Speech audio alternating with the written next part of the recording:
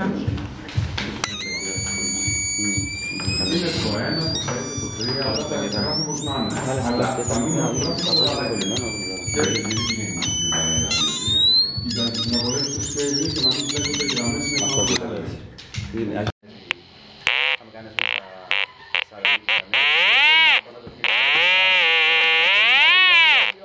Ναι,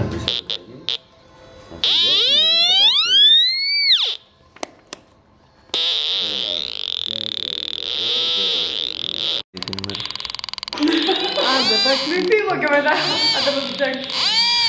Εντάξει, πες. Αλλιώς εδώ πάνε κορυφαία. Θα το βγάλεις όλοι τώρα. Αλλιώς